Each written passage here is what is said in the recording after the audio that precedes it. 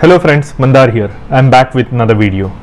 Today I'm going to talk about 5 ways to get Canadian permanent residence if you are 35 years of age or older. As you may know, Canadian point-based system gives a lot of weightage to the age of the person among other factors. So if you are 35 years plus of age, it becomes more and more difficult for you to get enough points to qualify in the express entry program for Canada. So if you are in this situation and are watching this video, please stay until the end as I will be giving 5 options for you for your pathway to permanent residency in Canada. You might want to stick until the end as option number 5 is very special and you may want to pay close attention to it.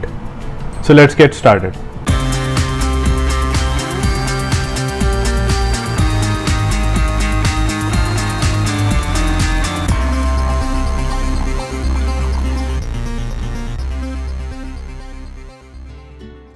So there used to be a time when Canadian permanent residence program was very different. There was no express entry or anything like points-based system that we have today. It used to be like you make an application, you submit all your documentation and wait for the approval to be processed in a year or 2. Sometimes it could take up to 3 or 4 years depending on your location and your country. But at the end of the day, you would get an approval and you would become a Canadian permanent resident. The process changed drastically in 2015 when they introduced Express Entry program. Although this program is very streamlined, it is also very methodical. You can do it yourself, but it has a lot of requirements that you need to meet. There is certain CRS score. CRS is Comprehensive Ranking System and we are going to look at it in a minute, but it gives weightage to your education, to your age, to your language and few other factors to see whether you qualify for the permanent residence. Now let's look at how your age plays a factor into getting your CRS score. Now I'm here at canada.ca and in a site where it shows the comprehensive ranking system, the CRS criteria for express entry. So here you can see at the top. You can go to this site and you can find all the different factors that play into your express entry profile and how you can gain maximum points in different categories to qualify for express entry. So there is human capital factor, there is spouse or common law partner factors, there is skill transferability factors. All these factors give you different number of points that add up to your CRS score. Now what I wanted to focus on this video is your age factor, which is under human capital factor.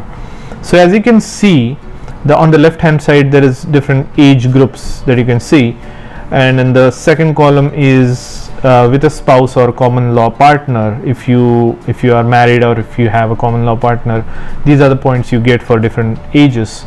And if you are a single or your spouse is already a citizen or a PR holder, then these are the points that you get on the right hand side. So as you can see, it starts with age 17 or less. If you are age 17 or less, you don't get any points. But as you gradually age from 18, 19, you start getting points. So for age 18 you get 90 points, for age 19 you get 95 points. You get even more if you are single. And for age 20 to 29 you get the highest amount of points, which is 100 points, and 110 if you are single. So as you can see, as you go further down, as you start aging beyond 30, you see the points start dropping drastically. So 95, 90, 85 and so on. And by the time you hit the age of 35, you are already at 70, and at age 40 you are already at just 45 points, and you don't get any points as soon as you hit the age of 45. So I wanted to show you how points kind of start decreasing as your age grows. So at the age of 35, most of the people don't get enough points that add up to the CRS score that is required for the PR in express entry. So that's where the problem comes in. If you don't qualify, or if you are not young enough, you and your spouse are not young enough to qualify for maximum amount of age related points, then you don't accumulate enough points to qualify for express entry. So if you have Canadian work experience, you can get additional 70 to 80 points that would be compensated for the age factor. If you have some immediate brother or sister living in Canada, you will get 15 points, but that's not enough. If you have French as your language skills, you may get up to 30 additional points. That's not enough either. Now here's something that you can actually use. If you have a job offer in Canada, you will get up to 200 additional points, and that is more than enough to compensate for the points that you have lost with the age factor. So if you are above 40 or 45, you don't get any points for the age factor, but if you have a job offer in Canada, you will get 200 additional points that will put you over the fence to get the PR. So now in this video, I promised you that I will give you 5 options to consider if you are not qualifying for age factor points. That is, if you are 35 or over and you don't have enough points for your CRS score for the PR. Here are the 5 options. Option number 1 is provincial nomination. So in addition to express entry, which is federally regulated program, each province has its own provincial nomination program. Say for instance, Alberta, British Columbia, Saskatchewan, Manitoba, Ontario, and Eastern Canadian provinces, each of them have their own provincial nomination program. So except Nunavut and Quebec, who have their own provincial programs that has nothing to do with express entry. Now provinces also have something called base immigration program. So base immigration program is not connected to express entry. I have made several videos for provincial nomination program, and you can check them out in my channel. So there are 2 types of provincial nomination program. One that is attached to the express entry. In the first case, you apply with the province, get the approval and get the nomination from the province, and then you take that approval and apply into the express entry program. This way you will get 600 additional points towards your express entry profile, and that will qualify you for the express entry processing.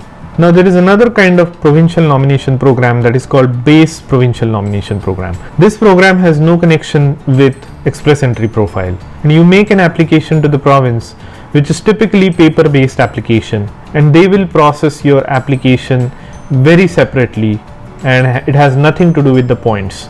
It will follow a separate path for your approval of your application.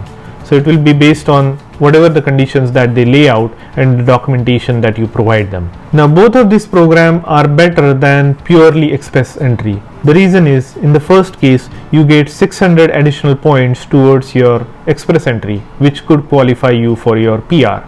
In the other case, it has nothing to do with express entry, and it is a paper application which is filed totally separately, and it may not have that much weightage for your age factor, and it may qualify you for permanent residency. So that was option number 1. Now let's look at option number 2. Option number 2 is startup visa. I have made a separate video detailing the process for startup visa, and you might want to check it out. What it means is, you don't need a job offer, you don't need higher education, you don't need language skills, although in some cases you may. And what it is you have a business idea, and you need to find a designated organization that will endorse you for your business idea. It typically involves creating jobs and running the successful business in certain province, and that will qualify you for an immigrant visa in this category, which is startup visa. So that is the option number 2. Now option number 3 is Caregiver or family support program. It is a pilot program. So you need to meet minimum qualification, you need to have a job in these 2 categories, and you need to have 2 years of qualified experience to qualify in this category for permanent residence. So this may be an option for somebody who have a job offer or who have qualification in this area. Option number 4 is Food and Agri pilot program. This pilot program provides a pathway to permanent residency for certain individuals who work in agriculture and food industry. Remember, we are talking about people who don't qualify for express entry because of their age factor, who are above 35 or 40 years. So this program may be beneficial for you. You might want to check the requirements, and I'm pretty sure that if you have experience in this food and agri industry, you may qualify for this program. And as promised, this is the fifth and most interesting option. This option is for couples who are qualified and who are really motivated to move to Canada. So here's how it would work. One of you will study and the other one would work.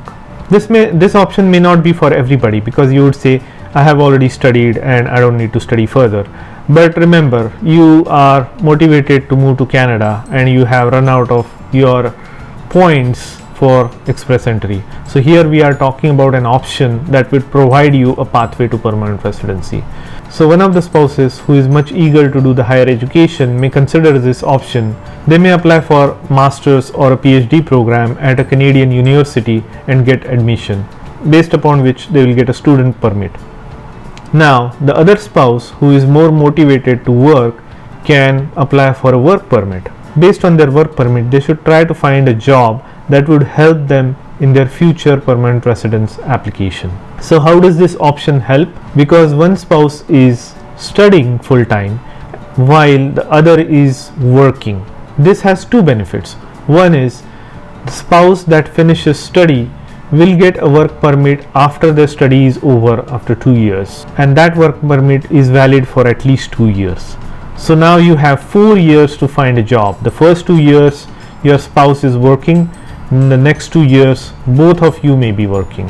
And remember what I said, if you have work experience in Canada, or if you have a direct job offer, which this option will allow you to have, you get 200 additional points for a job offer in Canada, and that will fully qualify you for express entry.